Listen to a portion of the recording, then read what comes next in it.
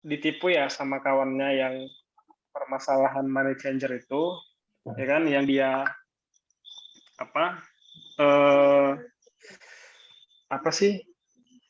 Dia percaya sama kawannya untuk Ya, investasi sama kawannya, ternyata uangnya dilarikan kan gitu kan. oke, iya, yang temennya Nah, Kak Yudi itu kemudian ya. Mm-mm. benar pada akhirnya dia kemudian mengikhlaskan, ya kan? Kemudian dia coba memberitahu orang-orang yang berinvestasi sama dia, kemudian dia mulai dari awal gitu kan. Betul. Nah, eh, kondisinya pada saat itu saya terlahir bukan dari keluarga yang sangat berada gitu kan, tapi ya cukuplah bisa dibilang begitu sederhana.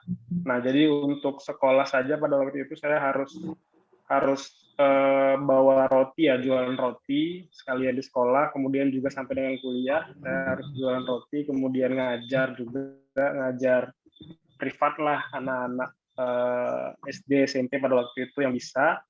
Nah, sampai saya punya keinginan untuk berwirausaha. Banyak sebenarnya usaha yang sudah saya coba pada waktu itu ya, jualan roti, kemudian investasi juga sama kawan, kemudian kawan juga ya itu juga kan bahwa tipu kita sebagai teman yang kita anggap dia itu adalah kawan yang bisa dipercaya gitu kan, karena selama kita kenal, selama kita berteman itu memang personalnya itu baik baik sekali, bahkan dia di dalam apa mata kuliah itu berprestasi seperti itu. Nah, tapi ternyata dia bawa lari uang yang sudah kita percayakan sama dia gitu kan. Nah, sampai beberapa saat kita masih cari dia, kemudian sampai lapor polisi supaya dia bisa tertangkap kayak gitu kan. Nah, pada akhirnya ya saya memilih untuk sudahlah, ikhlaskan saja, mungkin ada jalan lain yang diberikan sama Tuhan, atau saya cari cara lain untuk mengembalikan duit saya. Nah, pada akhirnya saya menganggap itu hanya sekedar sedekah kepada teman saya, ya kan. Pada waktu itu ya hampir 50 juta kalau nggak salah waktu itu, yang saya investasikan sama teman pada waktu itu, ya kan. Dia dengan menjanjikan profit bagi hasil itu sekitar 30%, 70 kan begitu. Nah, dengan pengadaan baju hazmat dan lain-lain. Nah, pada waktu itu. Nah, jadi sampai sekarang juga orangnya belum ketemu, tapi ya syukur alhamdulillah saya sudah mulai mencoba untuk tidak tidak mencari tahu di mana keberadaan dia lagi. Kalau memang dia punya etikat baik, dia pasti hubungin kan begitu. Nah, kemudian pernah suatu ketika juga saya juga mencoba berwirausaha, tapi terus saja gagal. Ya kan, saya pernah usaha di bidang food and beverage, itu ada beberapa produk, itu susu, kemudian steak, nah kemudian roti ya tadi sudah saya bilang. Nah, itu semua gagal. Seperti ada yang menarik bahwasanya ketika sudah ingin diskusi itu menanjak, kemudian seperti ada gangguan gitu. Oh, ini nggak boleh naik lagi nih, turun gitu. Jadi kayak yang di buku Bosman juga itu magnet kehidupan ya. Magnet Jadi kehidupan. ketika magnet kita ya ada di magnet kehidupan seperti itu. Nah, jadi sampai pada akhirnya saya memutuskan untuk tidak berwirausaha lagi gitu. Tidak berwirausaha lagi, jadinya kemudian daftar kerja, ya kan? Ya, alhamdulillah terima di kerjaan sekarang. Nah, jadi beberapa waktu yang lalu, mungkin ada sekitar 2 tahun yang lalu juga, melihat video Bosman. Nah, kemudian di situ melihat cara pandang dan pola pikir dari Bapak Mardigu, Bosman, saya sangat tertarik karena ya saya mungkin berada pada level yang di bawahnya Pak Mardigu lah, tapi sangat jauh seperti itu ya dengan pengalaman-pengalaman Pak Mardigu. Jadi artinya sangat menarik pengalaman-pengalaman yang diberikan oleh Pak Mardigu. Jadi setelah membaca kemudian mengikuti video-videonya, saya juga tertantang untuk kembali berwirausaha. dan sambil bekerja seperti itu. Apalagi sekarang sudah ada platform investasi ya dari Pak Mardigu Santara gitu. Nah, itu sebenarnya sangat menarik gitu. Jadi saya berpikir saya ingin membuat usaha di beberapa tahun kemudian ya mudah-mudahan bisa melisting usaha itu di Santara gitu. Jadi juga bisa berbagi sama kawan-kawan yang keren, yang tidak tidak bisa langsung terjun berwirausaha gitu kan, tapi hanya menitipkan modal saja seperti itu. Nah, ada beberapa ya sudah ya insya Allah dalam waktu dekat bisa kita mulailah bersama kawan-kawan yang sudah kita hubungi gitu kan. Jadi ya mohon doanya kawan-kawan ya. Amin. Ya, mantap, bisa listing seperti itu. Nah, yep. Kemudian ada mau sedikit lagi cerita ya terkait judul yang dalam video Bosman itu dalam buku Bosman itu adalah memahat itu perlu waktu ya. Memahat itu perlu waktu. Oh, betul, Mahakarya. Ya, Mahakarya Michelangelo, ya kan, tentang patung David. Sidi masuk dulu. Kakak, ya. Itu soalnya nanti bakalan Sidi bahas, jangan diceritain dong. Oke, boleh. Itu soalnya itu memang favorit Cindy juga. Itu favorit Cindy ya, sih. Part yang sangat menarik. Jadi ya sebenarnya itu kalau aku pikir ya kan, itu kita harus memang benar-benar dimulai dari hal yang kecil. Gitu. Betul. Nggak bisa kita, aku ingin punya poin 100 gitu. Tapi kita mulai dari angka 70. Itu sebenarnya nggak mungkin gitu. Harus dari 1, 2, 3 dan seterusnya. Ya mungkin nanti Cindy yang bisa lebih lanjut ya. Iya. Oke, thank you kawan-kawan. Mantap, keren banget Kak Fitra. Berarti ini Kak Fitra udah baca dong, udah baca habis buku Sadar Kayanya ya? Alhamdulillah, tapi masih ingin ngulang ya sampai 5 kali gitu. Soalnya kemarin kan nggak bosan. Nggak bosan sih, ya benar. Yang Kak Fitra tadi jelasin itu ada di yang Kak Yudi sahabatnya Bosman itu yang dilepaskan beban yang tak perlu ya. Itu judulnya itu lepaskan beban yang lepaskan beban yang nggak perlu. Betul, iya, yang cerita dari orang tuanya Kak Yudi akhirnya meninggal, tapi sebelumnya dia manggil Pak Wik dulu. Itu yang udah tahu ceritanya ya. Yang tahu ceritanya itu memang menarik banget sih. Jadi itu tentang persahabatannya Pak Yudi dengan Pak Wawik, tapi karena ada penipuan, ya seperti itulah ceritanya ya Kak. Ini kita lanjut aja ya. Ya. Oke. Ini Cindy lanjut. Yang mau kita bahas di malam ini ada beberapa bab. Cuman yang Cindy suka itu ada memahat itu butuh waktu. Yang tadi mau diceritain sama Kak Fitra. Jadi Cindy stop dulu. Mohon maaf tadi yang angkat tangan karena waktunya minim. Jadi Cindy lanjut aja ya. Tapi nanti di sini masih ada kok yang sesi sharing-sharing. Kita lanjut, oke. Di memahat itu butuh waktu. Jadi di bab buku ini tentang patung David. Patung David itu dibuat oleh Michelangelo, tepatnya di Italia. Tahu kan ini ceritanya? Tahu. Yang tahu koreksi aja ya kalau misalnya Cindy salah ya. Nggak apa-apa dikoreksi. Jadi patung David ini dibuat oleh Michelangelo beberapa ratus tahun yang lalu. Nah, sebelum Michelangelo buat patung David ini kan Michelangelo harus mencari batu yang besar, yang sangat besar ya, karena patung David itu kan besar, jadi batu yang sangat besar untuk membuat patung David. Akhirnya Michelangelo itu nemuin batu paluaman apa sih? Batu pakualam.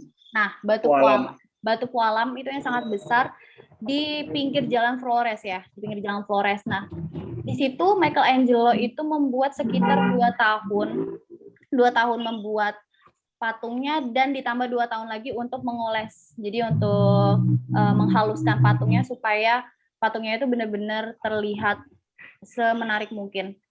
Jadi akhirnya saat patungnya udah selesai dibuat, Terus. ada yang menanyakan ke Michelangelo, bagaimana cara Michelangelo membuat mahakarya yang seindah itu? Itu patung yang besar, karena itu sekitar beberapa ratus tahun yang lalu, itu nggak mudah ya, patungnya besar dan indah banget, sampai orang ngelihatnya itu takjub. Akhirnya Michelangelo itu menjawabnya dengan sangat santai, dan Michelangelo hanya berkata, saya sudah melihat David di dalam batu besar itu. Dan saya hanya membuang apa-apa yang bukan David. Betul. Dan saya hanya membuang apa-apa yang bukan David. Jadi intinya di cerita ini ada yang tahu nggak? Apa sih dari inti yang diceritain oleh Pak Wowik di Memahat Itu Butuh Waktu? Ada yang tahu nggak? Kecuali Kak Fitra ya. Ada yang tahu nggak apa yang dimaksud dari bab ini, dan kira-kira apa yang ingin kakak-kakak semua buang dari yang bukan diri kakak? Ada yang mau sharing? Oke, Kak Gunawan silakan. Nggak boleh lagi nih ya. Kak Fitra udah ya. Sebetulnya kalau bukunya saya belum baca, tapi kalau video Sadar Kaya sama Road to Billionaire saya udah punya. Mantap. Jadi intinya sih apa-apa yang kita inginkan itu sebetulnya dapat tercapai ya. Kita tinggal membuang apa yang kita tidak inginkan. Jadi kalau berkaca pada diri sendiri adalah kalau misalkan kita ingin sukses ya berarti kita tinggal buang apa-apa yang tidak menuju ke arah yang tidak sukses gitu. Rasa malas, rasa benci, punya hal-hal yang negatif dari diri kita memang harus dibuang kalau emang kita mau sukses. Itu menurut pandangan saya mengenai cerita yang David itu ya. Jadi dan emang butuh waktu, tidak bisa dalam 1 hari 2 hari ini. Seperti David aja dibikin dengan 2 tahun untuk membentuknya, 2 tahun untuk penghalusan, itu kan butuh waktu yang panjang. Betul. Nah, kesuksesan juga sama. Kita tidak bisa dalam 1 tahun mengharapkan hasilnya yang seperti kita harapkan, yaitu mungkin tidak bisa seperti itu. Kalau sukses itu kan harus menyukai proses ya. Jadi proses adalah bagian dari kesuksesan itu sendiri, bukan berbanding terbalik, tapi berbanding lurus dengan kesuksesan. Itu Mbak Cindy ya. Keren Kak Gunawan, betul banget. Jadi apa-apa yang dibuang dari kita itu salah satunya ya sisi-sisi negatif yang menghambat gimana kita mau sukses, itu emang harus dibuang sih. Lanjut, ada yang mau sharing lagi? Oke, Kak Taufik silakan. Kak Taufik itu di mute, dihidupin aja dulu Kak.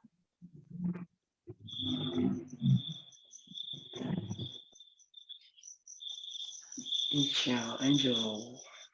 Tadi ini ya Kak, boleh ulang pertanyaan Iya. Pertanyaannya tuh tentang apa yang mau dibuang gitu ya dari Iya, betul. yang nggak kepake gitu kan. Kalau misal saya sendiri sih, ini pendapat saya. Kalau mau dibuang, pastinya pertama buang dulu cara pikir yang salah, karena kita nggak bisa mengubah apa yang dilakukan orang terhadap kita, tapi kita bisa merubah apa yang kita akan lakukan terhadap orang lain itu. Jadi respon kita yang bisa diubah. Nah, pertama itu dari internal dulu, kita rubah dulu pola pikirnya biar kita tahu mana yang dibuang, mana enggaknya. Nah, dari situ dari mindsetnya dulu. Nah, untuk dari luar, kita nggak bisa menyalahkan nih dari luar nih, karena misal tadi kan David patung ada yang dibuang lainnya kan, dan itu butuh waktu. Nah, dari waktu nanti kita bisa belajar mana yang harus diperjuangkan, mana yang harus direlakan, dan mana yang harus diikhlaskan. Nah, mungkin seperti itu Kak. Menurut saya yang harus dibuang cara pikirnya yang salah, diubah cara pikirnya yang benar, karena itu dari internal yang paling penting, karena kita nggak bisa mengubah yang eksternal. Oke, itu dari saya. Siap. Berarti mainnya ke mindset-nya ya Kak. Iya. Berarti harus ditimbulin mindset kayanya nggak nih? Harus ya, dong. Harus lah. Harus dong. Oke, lanjut. Keren Kak Taufik. Siap. Ada lagi yang mau sharing? Kayaknya dari tadi tuh yang sharing Kak Gunawan, Kak Fitra, Kak Taufik, Kak Dani, yang lainnya dong. Masa nggak ada yang mau sharing lagi? Siapa? Kak Muhammad Anwar ya ini? Kak Muhammad Anwar mau sharing? Silakan, Kak. Baik untuk apa namanya yang masalah patung jatuh tadi, menurut saya kalau memang ada yang perlu dibuang itu memang yang pertama benar kata sebelumnya ini apa namanya dari internal diri kita sendiri. Dari berkarya ini kan yang paling ditekankan menurut saya dari Pak Willy itu kita olah dulu mindset kita rubah dulu mindset kita, baru kita bertindak mengatur orang lain. Mengatur di sini maksudnya bukan kita orang lain harus mau seperti kita, bukan, tapi kita bagaimana kita cara menanggapi apa yang dilakukan dari apa yang terjadi di luar kita nanggapinya seperti apa. Kalau kita nanggapinya positif, itu hasilnya nanti balik ke kita sendiri. Jadi apa-apa yang disampaikan di buku Sadar Kaya ini menurut saya memang yang pertama kali diolah alam bawah sadar kita dobrak semuanya. Ada yang menyakiti kita ya, gimana kita tidak menanggapinya secara negatif supaya semuanya itu juga tidak kembali sama kita, seperti itu. Mantap, betul. Keren Kak Anwar. Kayaknya Cindy kayak kenal deh Kak Anwar, Muhammad Anwar. Kakak pernah order buku Bosman nggak sih sama Cindy? Kayaknya nih ya. Oke, ini kita lanjut lagi atau mau ada yang sharing lagi? Ini siapa nih Kak Muhammad Taufik kepengen sharing tapi di samping ada istri saya jadi malu, anjay. Oke. Kak Anwar tadi oke ke unmute ya. Kenapa Kak? Kenal Mbak, tadi sore barusan order buku juga. Oh iya makanya. Beberapa Kelas ini kayak kenal ya. kali order buku. Oke. Jadi jadinya Kak Taufik nggak jadi sharing nih karena ada istrinya di sampingnya. Ada apa tuh? Sharing mantannya apa ya? Jangan-jangan mau sharing mantan. Masalahnya apa? Ini kalau mau pada ngobrol, ini nggak apa-apa kok, dibuka aja, orang ini nggak di mute kok. Ayo, ada lagi mau sharing atau kita lanjut? Boleh. Kak Gunawan itu mau sharing lagi. Anwar, tangannya itu bisa ditutup nggak sih? Kak Gunawan juga itu. Nggak pegel apa tangannya kayak gini terus? Atau mau ngobrol? Kita lanjut lagi ya. Lanjut lagi. Oke. Cindy mau lanjut di mana ya? Yang mana ya? Tadi kita udah bahas yang memahat itu butuh waktu. Nah, ini bagus sih. Yang persepsi adalah biang masalah. Satu ya. Iya, udah ini yang hafal udah kalah Cindy. Udah ampun suhu, ampun. Jadi, oh ya sebelum Cindy lanjut, Cindy ingetin lagi ya. Jadi di sini semuanya dapat voucher, yang ikut di sini dapat voucher potongan 200.000 untuk produk Bosman. Plus untuk 2 yang beruntung nanti akan dapat buku, 1 buku masing-masing, 1 orang 1 buku dari buku Sadar Kaya. Tapi yang punya buku Sadar Kaya boleh request kok buku kayak buku pengusaha nggak ada matinya segala macam. Tapi syaratnya nanti kalian kakak-kakak semuanya wajib posting sedang Zoom kayak gini ya. Jadi mau postingnya fotonya gimana macam-macam boleh, tapi jangan yang muka Cindy mengot-mengot, nanti Cindy lagi jelek kalian posting, jangan dong. Nggak dapat kayak gitu. Oke, nanti jangan lupa di tag Garputala dan tag Bosman, dan jangan lupa ketik di sini nama IG-nya kakak-kakak semuanya. Nanti kita koncangnya besok ya. Sore nanti kita infoin siapa aja yang beruntung, 2 beruntung nanti dapat buku gratis. Nanti free ongkir juga kok dari kita, tenang. Jadi kalian nggak usah ngeluarin duit. Kakak-kakak nggak ngeluarin duit, udah dapat buku gratis, free ongkir juga, oke? Jangan lupa Mantap. tag IG Garputala dan tag Bosman ya. Ya. Oke, kita lanjut tadi. Cindy mau bahas tentang persepsi adalah biang masalah. Jadi persepsi adalah biang masalah ini merupakan salah satu cerita juga tentang Bosman dan temannya Bosman, yaitu Ketut Mas Agung. Yuk. Betul. Jadi Ketut Mas Agung itu merupakan salah satu teman Bosman yang sudah berteman sekitar 25 tahun sampai sekarang. Itu mereka berteman, dan pada suatu hari Bosman bertanya kepada Ketut Mas Agung, kok bisa sampai kekayaannya membludak? Karena Ketut Mas Agung itu punya hotel, punya toko buku yang sangat terkenal juga. Jadi di situ Bosman penasaran, akhirnya Bosman bertanya. Di situ Ketut Mas Agung bercerita kalau dulu Bapak Ketut Mas Agung itu namanya Mas Agung. Namanya Mas Agung. Bapaknya Mas Agung itu dulu sebenarnya awalnya sales. Jadi sales jualan buku. Dan bapaknya Ketut Mas Agung itu dulu sering banget lewat di perumahan orang-orang kaya. Kalau misalnya balik kerja, dia lewat di perumahan orang-orang kaya. Tepatnya di sana ada satu rumah milik orang Belanda. Dan sepertinya itu, bukan sepertinya sih, tapi Mas Agung di situ sangat suka dengan rumah orang Belanda itu, sampai setiap lewat sana, Mas Agung selalu jampi-jampi sih. Ibaratnya kayak jampi-jampi kali ya, di dalam hati selalu menanamkan kayak, ini tuh bakal jadi rumah saya. Ini tuh bakal jadi perusahaan saya ke depannya. Jadi dalam hati terus mengulang kata-kata seperti itu setiap lewat rumah itu.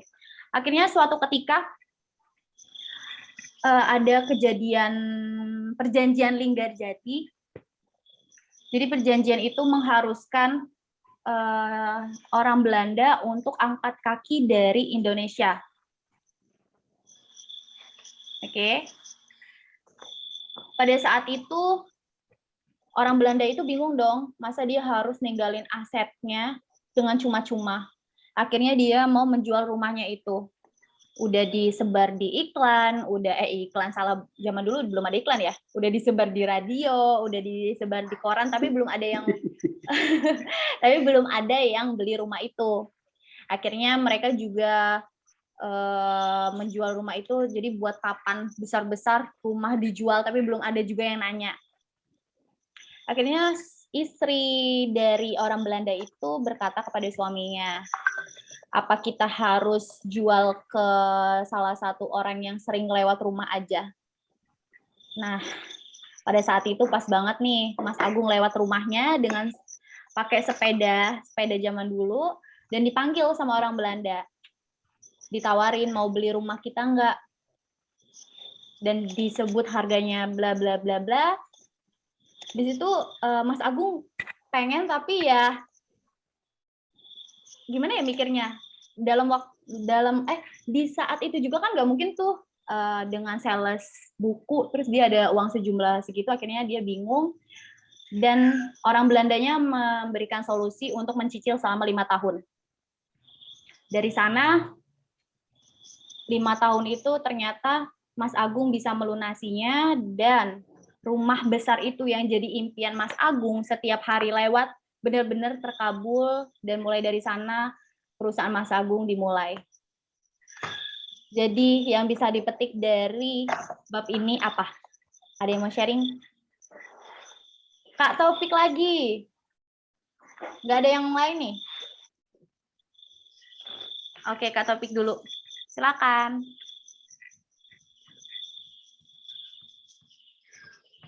Kok di mute? Ini udah. Oh ya, udah Kak. Oke.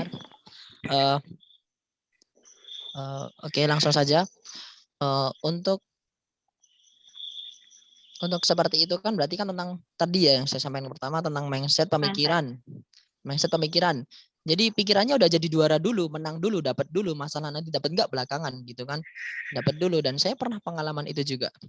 Saya pernah itu beli susu bubuk, ada bungkusnya, saya buka besar, tapi saya nggak punya tutupnya. Saya bingung. Saya pikir saya butuh karet nih, butuh karet. Tapi saya nggak tahu nih dapat dari mana karet itu, karena cuma satu kan.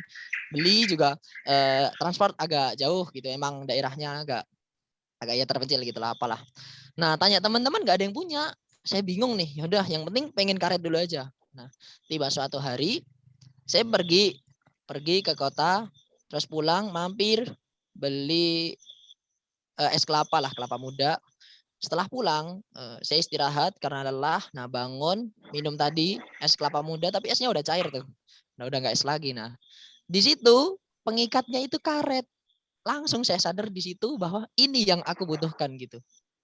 Ternyata dan saya baru dapat kesimpulan kayak cerita dari Nabi Musa. Nabi Musa aja dia nggak tahu kalau dia bakal bisa membelah lautan. Dia yakin Allah akan menolongnya, Tuhan dia akan menolongnya. Nah, begitu pula kita berikhtiar, berusaha, berdoa, menginginkan tanpa kita harus memikirkan bagaimana caranya. Caranya kita nggak usah pikirkan. Allah tuh udah nyiapin, Tuhan kita udah nyiapin. Tinggal kita punya mindsetnya dapat dulu, menang dulu. Nah, selama itu kan itu terbayang di kita tuh, ke bawah di alam bawah sadar. Siapa tadi yang menyampaikan bawah sadar? Nah, karena sering terpikirkan, mungkin dia karena sering lewat di rumah ke bawah. Nah, di situ. Nah, kita nggak tahu tuh caranya gimana. Yang penting kita dapat dulu. Ikut ada udah menang, udah juara, apalagi dapat hadiah, berarti juara 2 kali. Bagi saya kayak gitu. Mungkin itu, Kak. Betul, siap. Untuk Kak Anwar, udah di mindsetnya berarti pola mindset Kak Anwar lagi kan, Kak Taufik. Jadi pola mindsetnya emang benar-benar kayaknya udah diasah nih dari dini ya, Kak. Ini ada lagi yang mau sharing, Kak Anwar ini angkat tangan udah dari tadi atau emang baru mau mulai ini, Kak? Oke, siap. Dihidupin aja, Kak, jangan di-unmute. Ya. Saya suka tentang pola pikir yang tadi. Ini soalnya saya mengalami kejadian yang menurut saya sangat sangat wah. Saya kan memang terlahir dari orang yang biasa, maksudnya nggak terlalu kurang. Alhamdulillah cukup meskipun ngoyo. Suatu hari setelah nikah itu saya kemana kalau mau pulang kampung itu kan butuh mobil. Setiap kali pulang, setiap kali ketemu orang ditanyain kapan punya mobil, kapan beli mobil. Saya jawabnya itu enteng aja. Kalau di bahasa Jawa Timur itu mari rioyo gitu. Mari rioyo itu padahal kalau untuk saya kemungkinannya itu ya nggak tahu, kecil gitu istilahnya. Cuma karena saya yakin setiap ditanya orang jawabnya mari rioyo, habis lebaran gitu. Nggak tahunya itu terjadi beneran. Jadi setelah melewati hari raya pertama, nggak sampai hari raya berikutnya itu saya alhamdulillah bisa beli mobil meskipun second dan masih nyicil. Yang saya sesali itu kenapa saya nyeletuknya itu bukan mari rioyo cash gitu. Kalau cash kan saya nggak perlu nyicil. Iya, betul. Itu yang paling saya sesali itu. Kenapa nggak bilang aja cash baru gitu. Jadi kalau cash baru kan lebih bau gitu. Ternyata itu sangat manjur sekali. Saya mengalami sendiri.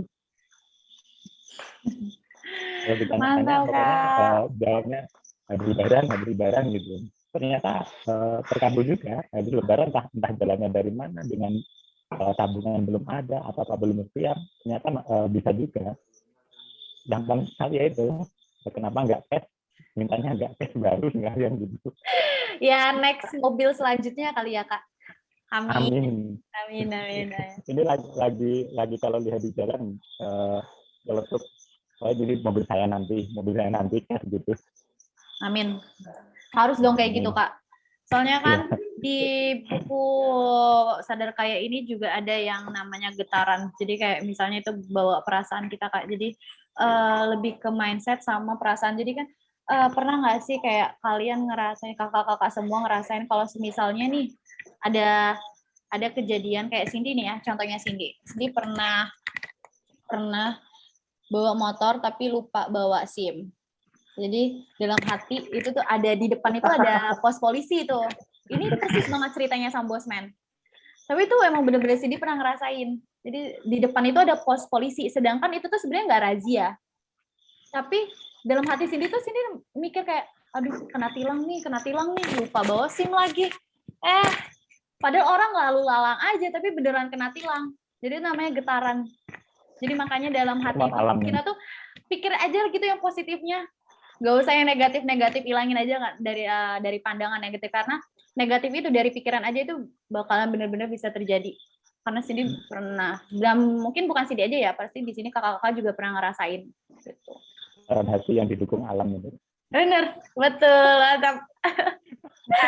Lanjut, yang mau sharing lagi silakan.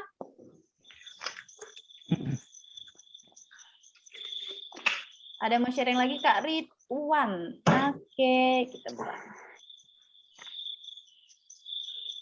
Oke, Kak Ridwan silakan. Ya, selamat malam. Selamat malam Kak Ridwan. Untuk yang tadi, yang barusan ini ya, saya memetik dari ini persepsi yang masalah. Iya. Ya, bahwa ya mempersepsi positif buat dirinya, tapi buat orang lain itu yang masalah, kayak barusan itu. Oke.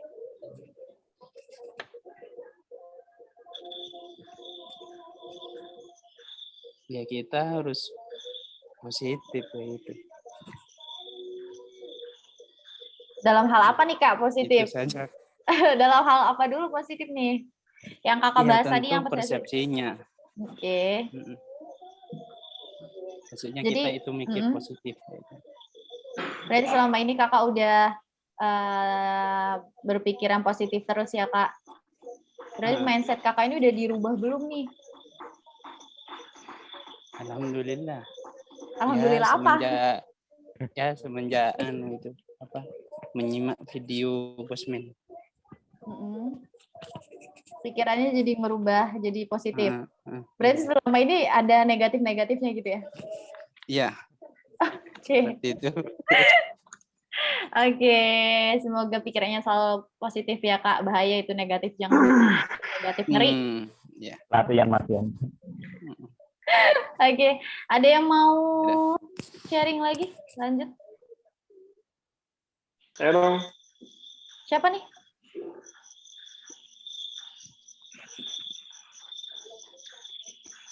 Raise hand. Fitra. Ya, benar. Oh, oke. Abis ini Kak Yudi ya. Sebentar ya Kak Yudi.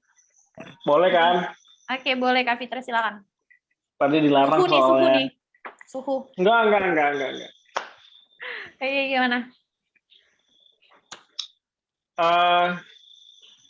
Ini yang pertama terkait masalah frekuensi tadi ya, frekuensi atau getaran yang didukung sama semesta gitu kan. Memang dulu aku pernah punya kawan, ya kan. Tiap kali naik motor sama dia bilang dia nggak pernah mau pakai helm, kemudian pokoknya nggak safety lah gitu, dan nggak bawa lengkap apa-apa. Terus aku bilang sama dia, kau nggak pakai helm? Udah tenang aja katanya. Semua dah, slow aja katanya. Tahu lah ya kan, anak Medan suka-suka hati dia lah ya kan. Lampu merah dibuatnya hijau gitu kan. Medan, Lean ya. Nah jadi memang setiap kita motoran sama dia itu kayak itu jalan lebar gitu, luas gitu, nggak ada hambatan apa-apa gitu kan. Jadi semacam frekuensi dari atau getaran yang dia timbulkan dalam diri dia itu, kemudian semesta mendukung getaran itu gitu. Nah itu sebenarnya nggak bisa masuk di akal ya, tapi memang itu beneran terjadi gitu kan. Jadi beberapa orang kami waktu itu konvoy, nah saya yang motoran sama dia, yang satu motor sama dia, ya kan, itu lewat aja, sementara kawan-kawan yang lain itu ditilang gitu. Nah kejadiannya waktu kami ngambil bahan praktikum waktu kuliah. ya kan, waktu keluar kota ngambil bahan praktikumnya, kemudian ada razia.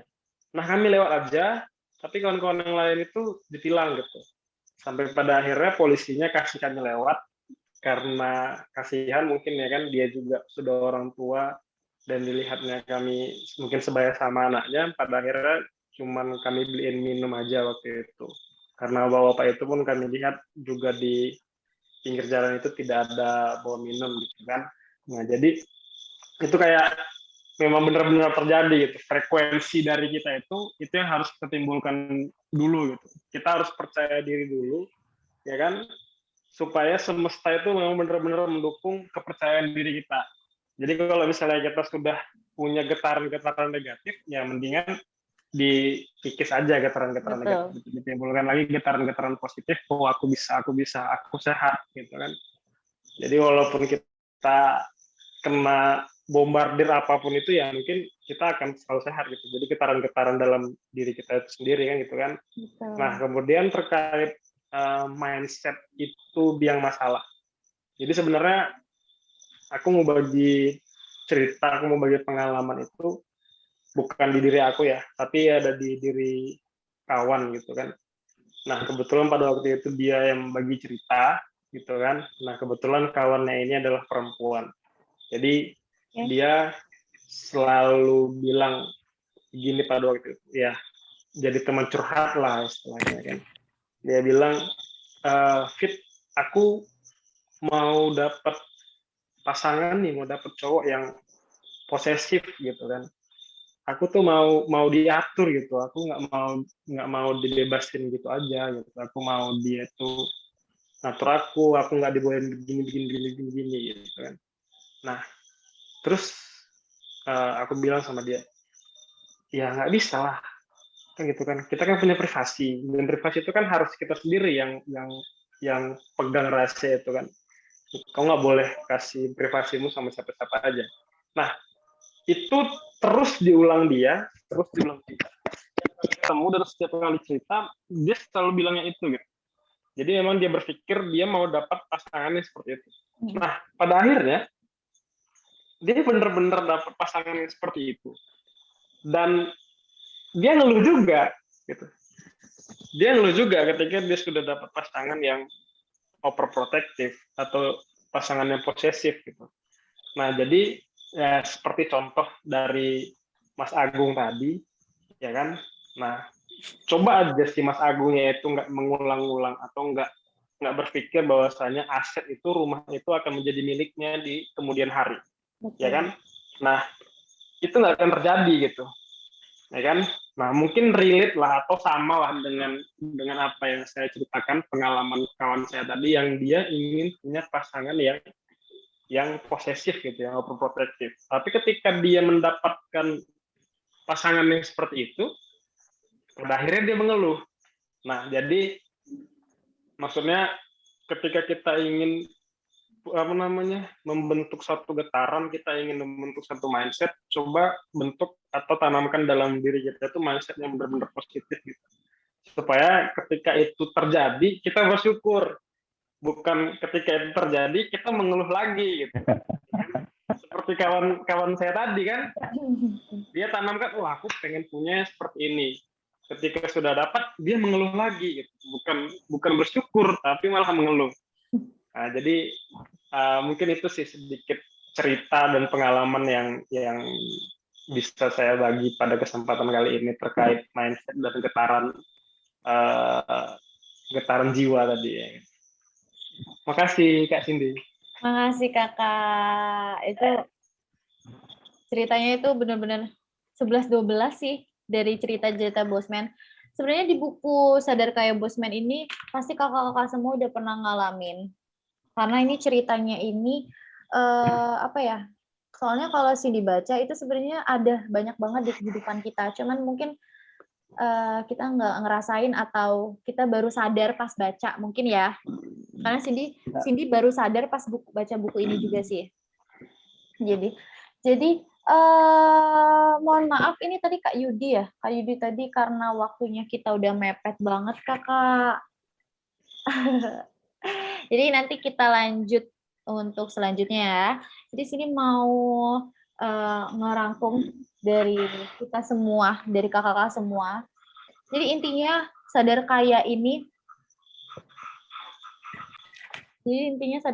lebih main ke mindset. Jadi ke pemikiran. Jadi kayak ibaratnya kayak hardware-nya itu kita udah diciptain oleh Allah, tapi software-nya sendiri itu kita yang menciptakan.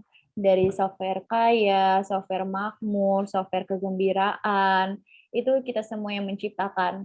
Entah itu dulu saat kecil, lingkungan kita yang tidak memadai, atau keluarga kita yang broken home segala macam, kita pasti bisa merubahnya, karena software itu kita sendiri yang mencipta. Jadi nggak ada yang kata terlambat sampai sekarang, semua orang berhak untuk kaya. Betul sekali. Betul. Mantap. Oke, sini juga mau jelasin, ini salah satu buku favorit Cindy, Sadar Kaya. Jadi Sadar Kaya ini, dia ada 2 buku, Sadar Kaya Putih sama Ilustrasi. Kalau Cindy sih lebih suka yang Sadar Kaya Ilustrasi karena itu lebih menarik. Dari Itu bedanya tampilannya apa lebih menarik. sama yang ini Kak Cindy? Kalau misalnya Sadar Kaya ini sama yang warna kuning itu sama, Kak. Isinya sama, tapi juga dia lebih menarik. Karena dia ilustrasi gitu. Ada nggak ya? Ya ini. Ini Sadar Kaya yang kuning ini, Kak. Jadi dia ada ilustrasi-ilustrasi gitu. Kelihatan nggak? Iya, kelihatan. Ini bukunya ini ada di paket SKA. Tadi kakak siapa yang udah order paket SKA? Tadi ada yang pernah order paket SKA. Jadi salah satunya ini buku SKA ini kan. Kalau misalnya SKA itu kan dia keunggulannya di video-video naratifnya ya, Kak. Nah, bukunya nanti ada yang ini, buku kuning ini. Kalau misalnya isinya sebenarnya sama, Kak, cuman tampilannya yang lebih menarik. Karena Cindy tipikal yang kurang suka baca, cuman nggak tahu kenapa buku Bosman ini bisa kebaca, selesai gitu loh. Padahal Cindy tipikal yang nggak suka baca. Tapi buku Bosman, alhamdulillah Cindy kebaca. Gitu. Oke, mungkin cukup sampai di sini ya. Tapi sebelumnya ini udah absen semua belum nama-nama IG-nya? Soalnya nanti mau kita mau kita undi besok dan pengumumannya itu sore. Udah semua IG-nya? Siapa tahu kan beruntung. Udah semua ya? Udah. Oke. Cancel. Oke. Itu nggak Cindy mute kok? Kok pada nge-mute ya? Itu mute kalian sendiri ya, Kak? Kakak-kakaknya sendiri nge-mute ya. Soalnya di sini nggak Cindy mute. Jadi makasih semuanya. Nanti insya Allah untuk untuk boba time ini boba time sendiri bakalan rutin. Sini nggak bisa mastiin sih seminggu sekali atau apa, tapi bakalan rutin akan ada terus. Nanti akan Cindy infokan mungkin di story. Jadi kakak-kakak semuanya bisa save nomor Cindy di story Cindy, atau nanti bakalan ada di story Bosman atau Garputala. Jadi kakak-kakak bisa follow. Nggak mungkin belum follow dong, pasti udah follow semua. Jadi nanti infonya ada di Garputala atau di Bosman ya. Jadi tinggal diinfoin. Nanti kita lanjut lagi. Soalnya kan ini waktunya terbatas. Untuk selanjutnya Cindy belum bisa nginfoin itu buku apa, atau bisa lanjut di buku Sadar Kaya lagi, atau lanjut di buku lainnya, itu nanti diinfoin lebih lanjut di grup, atau di story, atau di sosmed Bosman dan Garputala. Oke. Terima kasih semuanya. Selamat malam. Iya.